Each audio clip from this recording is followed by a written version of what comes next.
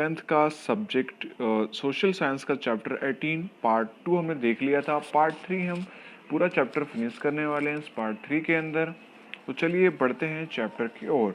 तो तीसरा टॉपिक हमारा था ग्राहक के कर्तव्य। कौन कौन से ग्राहक के कर्तव्य होते हैं तो उसे हम देखते हैं। ग्राहक जिस तरह अपने अधिकारों के प्रति सावधान रहता है उसी तरह उसकी जिम्मेदारी या कर्तव्य के प्रति भी उसे जागरूकता रखनी चाहिए। नंबर 1, ग्राहक को खरीदी करते समय चीज वस्तु या सेवा की सही पसंदगी करनी चाहिए। वस्तु की खरीदी की गुणवत्ता, उचित मूल्य, गारंटी, वारंटी, बिक्री के बाद की सेवा, BIS, ISI, एगमार्क जैसे गुणवत्ता मानक चिन्हों वाली ही वस्तु खरीदनी चाहिए। बिजली या इलेक्ट्रॉनिक्स उपकरणों की खरीदी के समय स्टैंडर्ड अथवा ब्रांड नाम वाली वस्तु की खरीदी को ही प्राथमिकता देनी चाहिए। तो ये उसका पहला कर्तव्य। दूसरा कर्तव्य देखते हैं। खरीदी के समय विविध वस्तुओं में से वस्तु की पसंदगी के संबंध में निर्णय लेते हुए वस्तु की सभी जानकारी, लेबल, घोषणा संबंधी जांच करके अस्वस्थ होकर मतलब निश्चिंत होकर समझदार जागरूक ग्राहक बनकर जवाबदारी पूर्वक निर्णय करके खरीदी करनी चाहिए। ग्राहक के रूप में उनके निर्णय में, व्यवहार में बुद्धिमत्ता, चतुरी यानी चतुराई, विवेकपूर्ण व्यवहार होना चाहिए जिससे वह शोषण और धोखेबाजी से बच सके। नंबर 3, ग्राहक का कर्तव्य है कि अपने व्यवहार के द्वारा विक्रेता या उत्पादकों के साथ एक सज्जन और एक प्रामाणिक व्यक्ति के रूप में पुष्टि करनी होती है। ऐसी अपेक्षा भी कानून में रखी गई है। नंबर 4, ग्राहक को खरीदी गए माल सेवा का पक्का बिल या पैसा चुकाकर पक्की रसीद देनी चाहिए अथवा वारंटी कार्ड भी विक्रेता से भरवाकर दुकानदार की सील के साथ यानी जो उसका स्टैंप होता है उसे हस्ताक्षर लेने का निवेदन रखना चाहिए। नंबर 5, ग्राहकों को गैर राजनीतिक एवं बिन धंधा की स्तर पर स्वैच्छिक रूप से इकट्ठा होकर स्वैच्छिक ग्राहक मंडलों संगठन की रचना करनी चाहिए और उनके मंडलों के द्वारा ग्राहक की शिकायतों के निवारण के लिए कानूनी लड़ाई करने की तैयारी रखनी चाहिए। सरकार ने ग्राहक संबंधी विविध समिति के प्रतिनिधित्व मांगना चाहिए और इस माध्यम से शोषण के सामने लड़ाई लड़ना भी ग्राहक का कर्तव्य होता है। अगर उसका शोषण होता है तो वो लड़ाई भी लड़ सकता है। नंबर 6, ग्राहक को उनकी सही शिकायत संबंधित विभाग के अधिकारी को मौखिक या लिखित स्वरूप में अनिवार्य रूप से करनी चाहिए। व्यापक हितों को स्पर्श करती शिकायतों के निवारण हेतु ग्राहक मंडलों और विविध स्वयं सेवी संस्थाओं का सहयोग भी प्राप्त होना चाहिए। नंबर 7, ग्राहकों को वस्तु की खरीदी में माल की गुणवत्ता के संदर्भ में या माल की सुरक्षा के स्तर में किसी भी प्रकार का रोक टोक समझौता नहीं करना चाहिए। खरीदी में पैकिंग, कीमत, उत्पादन का दिनांक, बैच नंबर, सही वजन, अंतिम तिथि, उत्पादक का नाम, पता आदि देखकर जांच कर हमेशा खरीदी करनी चाहिए। अब नंबर 8 देखते हैं। खरीदी के समय माल खराब हो तो, बनावटी या नकली हो, वजन कम ज्यादा हो तो तुरंत ग्राहक को व्यापारी को ध्यान दिलाना चाहिए और व्यापारी से शिकायत निवारण में विलंब हो तो प्रतिधारी या ग्राहक अदालत के समक्ष मांग रखनी चाहिए। इस प्रकार ग्राहक को जवाबदार नागरिक के रूप में भूमिका अदा करनी चाहिए। यानी कोई भी आप माल सामान खरीदते हो उसमें किसी भी तरह का धोखेबाजी आपसे होती है तो आप तुरंत शिकायत करें या फिर उस व्यापारी को, अगर व्यापारी ना ध्यान देता हो तो आप ग्राहक अदालत के समक्ष उस अपनी मांग को रख सकते हैं, धोखेबाजी को रख सकते हैं जो आपके व्यापारी ने आपके साथ की।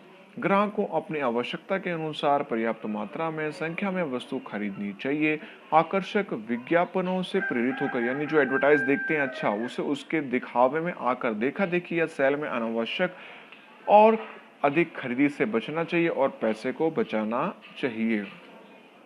नंबर 10, खरीदी करते समय वजन काटे, मापतोल के साधन, इलेक्ट्रॉनिक यंत्र सही है या नहीं उसकी पुष्टि करनी चाहिए। तौलमाप के साधनों की नियमित जांच और सततता समय समय पर जांच अधिकारी के द्वारा हुई है या नहीं उसकी पुष्टि करनी चाहिए। यदि साधन प्रति वर्ष प्रमाणित किया हुआ न हो तो तौलमाप अधिकारी, कानूनी माप विज्ञान एवं नियामक ग्राहक मामलों के स्थानीय कार्यालय में संपर्क स्थापित कर ध्यान दिलाना चाहिए और आवश्यक हो तो शिकायत करना जागरूक और जिम्मेदार ग्राहक का कर्तव्य है। नंबर 11, ग्राहक के घर पर गैस सिलेंडर आए तो उसकी सील की जांच करना चाहिए। अब जैसे कि आपके घर पे गैस का बाटला आया है तो उस गैस के बाटला लेते समय आपको उसकी सील की जांच करनी है कि वो सील जो है आपके सामने तोड़ी है या फिर उसने पहले से तोड़ी हुई है। तो आपको ध्यान रखें, जब भी सील अगर उसकी निकली हुई हो तो ऐसा सिलेंडर आप सभी स्टूडेंट्स परचेज ना करें। वो सील है या नहीं है वजन जांचना चाहिए। रिक्शा और टैक्सी में मीटर शून्य करवाकर ही मीटर के भाव के अनुसार बैठना चाहिए। जैसे मुंबई वगैरह आप दिल्ली वगैरह में जाएंगे तो वहाँ पे मीटर के हिसाब से वहाँ पे वो किराया चलता है, मतलब किलोमीटर के हिसाब से। पेट्रोल डीजल सीएनजी भरते समय इंडिकेटर पर 000 मीटर की रीडिंग देखना और देखकर भरवाना चाहिए। तो खासकर आपने देखा होगा, अगर आपने कहीं ध्यान दूसरी जगह दे दिया तो वो 100 की जगह पे 10 रुपये का पेट्रोल भर देते हैं और बोलते हैं 100 का भर गया। ठीक है, ऐसा खास कर करते हैं। कभी कभी कहता है कि जैसे आपने पेट्रोल कहा 200 रुपये का, तो वो क्या करेंगे, पहले 100 रुपये का भरेंगे फिर 50 का भरेंगे और क्या बोलेंगे 100 रुपये का भर दिया। ऐसा खास कर करते हैं। इसलिए जब भी आप पेट्रोल वगैरह गाड़ी में भरवाएं तो आप कांटा जो है वो मीटर जो है उसे देख कर ही भरवाएं। तराजू स्टैंड पर सही सही लगा हुआ हो तो ऐसे तराजू ही वजन पर करवाने चाहिए। मतलब इसका तराजू का जो स्टैंड से होता है ना बीच में ऐसा, ठीक है सर, नुकीला टाइप होता है जो बताता है कि हाँ ये 1 किलो पूरा लेवल बराबर है कि नहीं। हाथ में उठाए गए तराजू से वजन में कमी होने या ठगी की संभावना रहती है। अगर मान लीजिए ये लेवल बराबर नहीं है तो आपसे कुछ उसमें माल सा मटेरियल जो है वो कम आने की संभावना है। नंबर 12, रेलवे, बैंक, बीमा, टेलीफोन सुविधा तथा हॉस्पिटल आदि के सेवाओं में होने वाली लापरवाही से सेवा में उत्पन्न होने वाली शारीरिक, मानसिक, आर्थिक नुकसान के सामने बदलाव प्राप्त करने हेतु ग्राहक फोरम में स्वयं या ग्राहक मंडल द्वारा शिकायत दर्ज करवानी चाहिए और इसके मामले में पूरी जानकारी प्राप्त मुआवजे समाचार स्थानीय टीवी चैनलों समाचार पत्र में प्रकाशित करवाकर अन्य ग्राहकों को उनके साथ हुए अन्याय और प्राप्त न्याय की जानकारी देकर उन्हें भी अन्याय का भोग बनने से रोका जा सकता है। इस प्रकार ग्राहक जागृति और ग्राहक शिक्षण कार्य करना भी उसका कर्तव्य होता है। लेकिन हमारे जैसे स्लम एरिया में क्या होता है कि लोग इस पर ध्यान देते नहीं है और दुकानदार जो होता है वो धीरे धीरे करके उन्हें ठगता जाता है और बूंद बूंद से वो घड़ा भर लेते हैं, यानी बहुत मुआवजा कमा लेता है। नंबर 3, ग्राहक शिक्षण के द्वारा ग्राहक जागृति के सभी कर्तव्यों में अभियानों, ग्राहक मंडलों द्वारा आयोजित किए जाने वाले कार्य शिविर, परिसंवाद, सेमिनार में उत्साह पूर्वक जुड़कर समाज में ग्राहक सुरक्षा के क्षेत्र में जागृति लानी चाहिए। ग्राहक सुरक्षा के उपाय। ग्राहक सुरक्षा के क्षेत्र में 4 प्रकार के उपाय अमल में लाए गए हैं जो निम्नानुसार हैं, जिसमें पहला है त्रिस्तरीय अर्ध न्यायी अदालतें। राष्ट्रीय ग्राहक सुरक्षा अधिनियम 1986 के तहत केंद्रीय ग्राहक सुरक्षा काउंसिल राष्ट्रीय उपभोक्ता आयोग की रचना की गई है। इसी तरह राज्य स्तर पर राज्य उपभोक्ता आयोग की स्थापना भी की गई है। इन कमीशनों के द्वारा ग्राहक सुरक्षा कानून के अधीन नियम बनाए गए हैं। राष्ट्रीय ग्राहक समाधान आयोग, त्रिस्तरीय अदालतों का ढांचा तैयार किया गया है और ग्राहक फोरम तथा कमीशनों के कार्यवाही के लिए कानूनी कायदे बनाए गए हैं। जिसमें नंबर 1 पहला आता है जिला फोरम, जिसे जिला मंच भी कहते हैं। प्रत्येक जिले के लिए एक अदालत है जो सबसे महत्वपूर्ण अदालत है, जो ग्राहक की शिकायतों का अध्ययन करके न्यायिक समाधान करती है, यानी न्याय का उसे दिलाती है। इस न्यायालय में 20 लाख रुपए तक के दावों के लिए उनके निर्धारित फीस भरकर अर्जी स्वीकारी जाती है, यानी 20 लाख तक के दावों के लिए, ठीक है, फीस भरकर अर्जी स्वीकारी जाती है। जिससे जिला फोरम के निर्णय में असंतुष्ट पक्ष निर्णय की जानकारी होने के 30 दिन के अंदर राज्य कमीशन में अपील दाखिल करना होता है, यानी 3 दिन के अंदर जवाब देना होता है। उससे पहले मुआवजे के दावे की रकम 50% या 2.5 लाख रुपए 25,000 रुपए, 50% अथवा तो 25,000 जो कम हो वह निश्चित शर्तों के अनुसार डिपॉजिट जमा करनी होती है।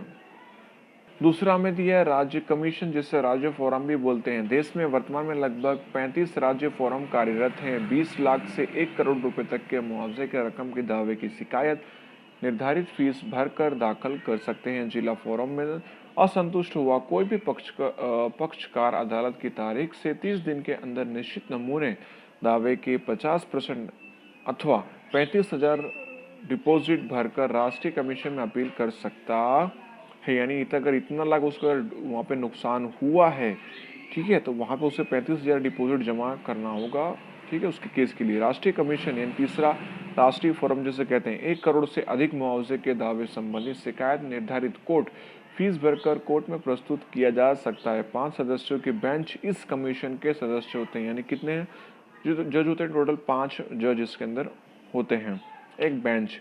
अब बेंच किसे बोलते हैं, जो कोर्ट के अंदर सारे जो जजेस जो होते हैं वो बैठते हैं जिस टेबल पे, उसे पूरी एक बेंच बोलते हैं, ठीक है, 5 सदस्यों की बेंच, ठीक है, एक ही बेंच पे, मतलब वो सारे एक ही का निर्णय करते हैं। राज्य कमीशन और राष्ट्रीय कमीशन को संभव हो उतना ही जल्दी अर्थात शिकायत दर्ज करने की तारीख 90 दिन में शिकायत का निवारण करना होता है, यानी जांच दर्ज की आपने दिसंबर में, तो 3 महीने के अंदर उसका जवाब देना, निवारण करना कंपलसरी रहता है।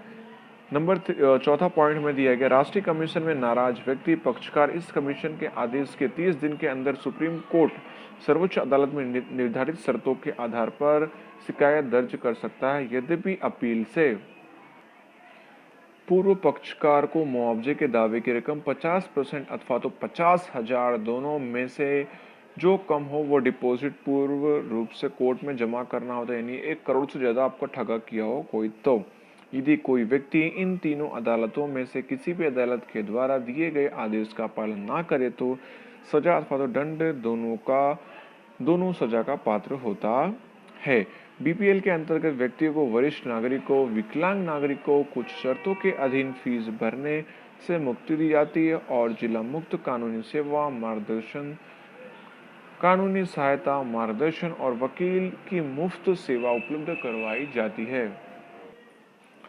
इस अधिनियम के तहत तालुका, जिले और राज्य तथा राष्ट्रीय स्तर पर सरकार के द्वारा मान्यता प्राप्त ग्राहक मंडलों की स्थापना की गई है। ये ग्राहक मंडल और परिषद गैर राजनीतिक और गैर व्यावसायिक स्तर पर ग्राहकों के द्वारा शैक्षिक रूप से रचित ग्राहक मंडल हैं। इन ग्राहक मंडलों का मुख्य उद्देश्य ग्राहकों को अपने अधिकार के प्रति जागरूक बनाना और प्रोत्साहन देना तथा उनके हितों की सुरक्षा के लिए नीतियों के निर्माण में सरकार को मदद करना है। वे ग्राहक अधिकार कानून की व्यवस्थाओं की समय समय पर समीक्षा करते हैं और कानूनी व्यवस्थाओं और सुरक्षा संबंधी सरकार को सुझाव देते हैं। ये ग्राहक जागृति के अभियान के स्वरूप ग्राहक शिक्षण देते हैं। इनके ग्राहकों के अधिकार, कर्तव्य, विविध प्रकार के शोषण और उससे किस तरह बच सकें इसकी कानूनी व्यवस्था जैसे कि मुख्य विषयों पर परामर्श देते हैं। इन ग्राहक मंडलों और संगठनों के द्वारा ग्राहक सुरक्षा, इनसाइड दी कंज्यूमर्स, ग्राहक मंच जैसे मासिक, द्विमासिक पत्रिका और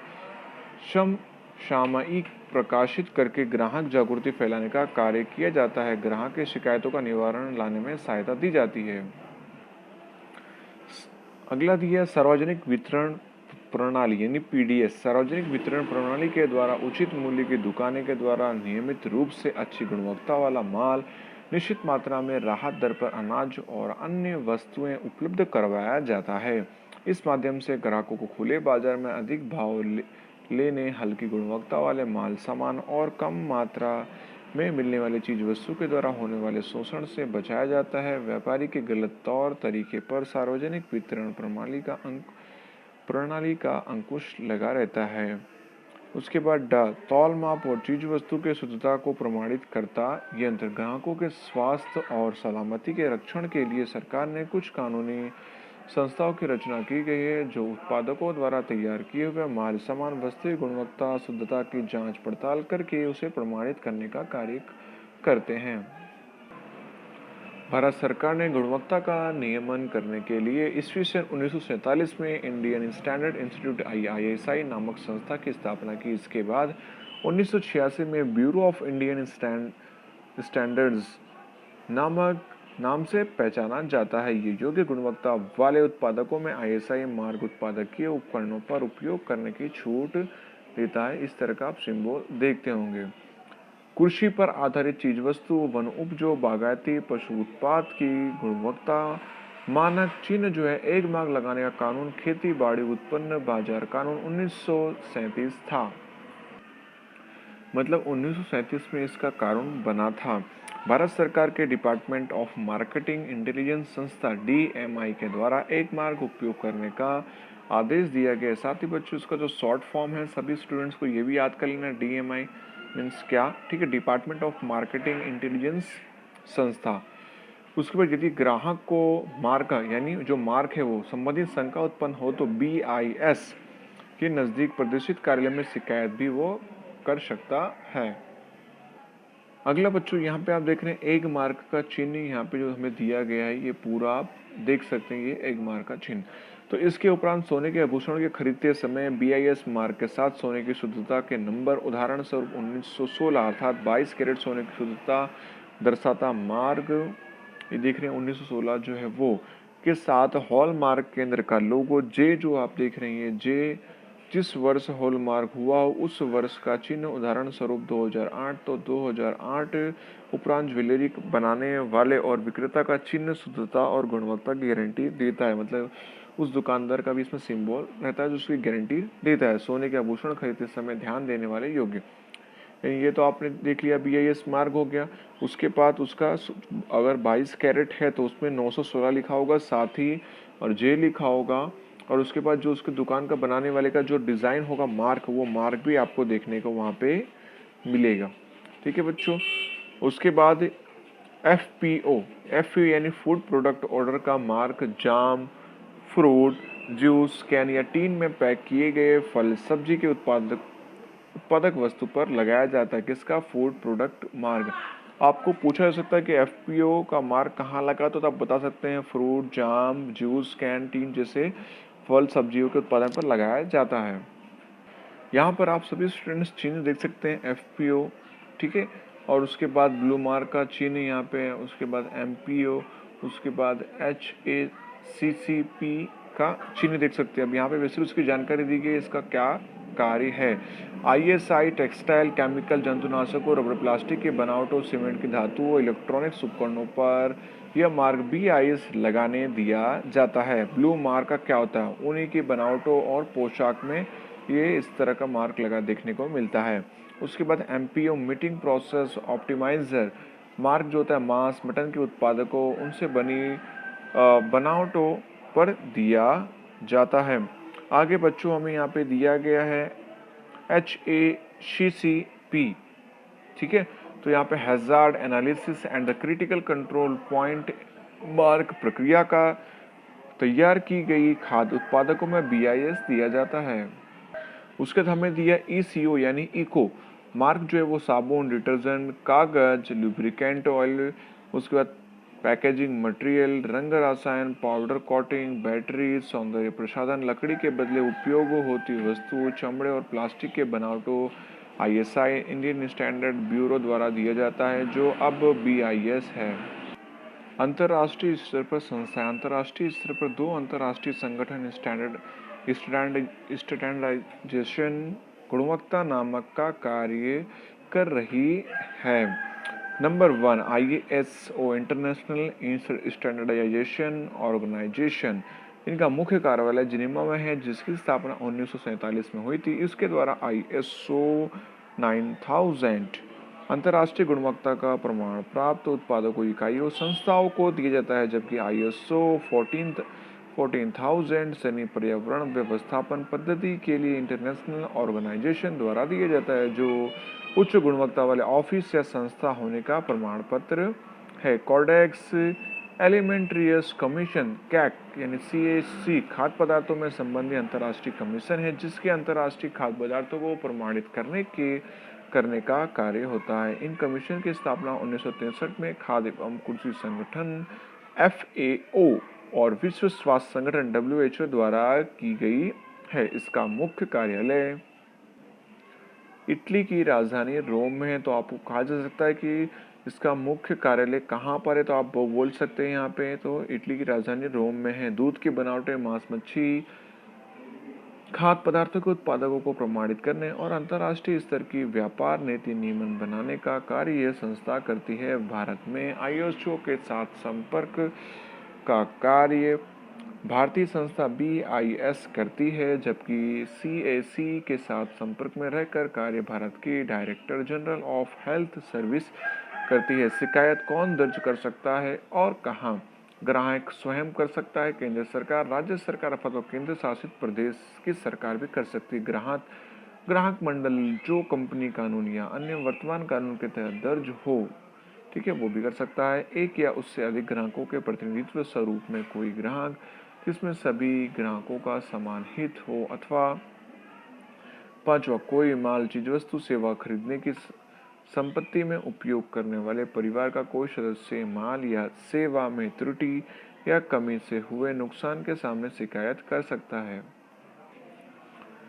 जब माल या सेवा में त्रुटि अथवा तो कमी लगे तब, अथवा करार के अधीन, कानून के अधीन जिसका पालन करना जरूरी हो, उस कार्य करने के तरीके में अपूर्णता या कमी को सेवा में कमी माना जाता है। इस प्रकार वस्तु की गुणवत्ता, प्रकार, शुद्धता, वजन में कमी विरुद्ध ग्राहक शिकायत कर सकता है। कैसे शिकायत कर सकते हैं, उसका तरीका। शिकायत का प्रार्थना पत्र यानी जो लेटर जो होता है वो सरल, स्पष्ट, सादी भाषा में टाइप करके या हस्तलिखित, हाथ से लिखा हुआ या ईमेल से हो सकता है। यदि कोर्ट में वकील के द्वारा केस दर्ज किया हो तब सौगंधनामा यानी एफिडेविट करना पड़ता है। याचिका में याचिकाकर्ता का नाम, पता, संपर्क होना जरूरी होता है। शिकायत का विस्तार में वर्णन करने के साथ शिकायत का कारण स्पष्ट लिखना होता है। आगे दिए आरोप के संदर्भ में अगर कोई भी आधार, सबूत या दस्तावेज उसे प्रमाणित नकल जोड़नी चाहिए, तभी तो भूल सबूत नहीं देना चाहिए, मतलब मूल सबूत नहीं देना चाहिए, उसकी जेरोक्स कॉपी अटैच करनी चाहिए, वरना वो लोग क्या कर सकते हैं, मिल बांट के उस सबूत को मिटा भी सकते हैं।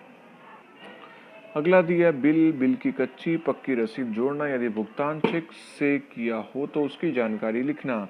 विक्रेताओं का निश्चित की गई शर्त, सार्वजनिक सूचना की नकल, गारंटी, वारंटी, उसके बाद पैम्फलेट्स या प्रोस्पेक्टस की नकल जोड़ना। आवेदन के साथ मांगी हुई मुआवजा की रकम के अनुसार नियम से फीस भरने से ग्राहक फोरम में कोर्ट में शिकायत दर्ज हो सकती है। ग्राहक शिकायत का कारण उद्भव होने से 2 वर्ष की शिकायत दर्ज कर सकते हैं। उसके बाद कोई भी ग्राहक संबंधी शिकायत करने या कानून के विशेष जानकारी प्राप्त करने या मार्गदर्शन के लिए गुजरात राज्य की हेल्पलाइन टोल फ्री नंबर 1800233022 और राष्ट्रीय स्तर पर हेल्पलाइन नंबर 1800114000 से जानकारी प्राप्त कर सकते हैं और मार्गदर्शन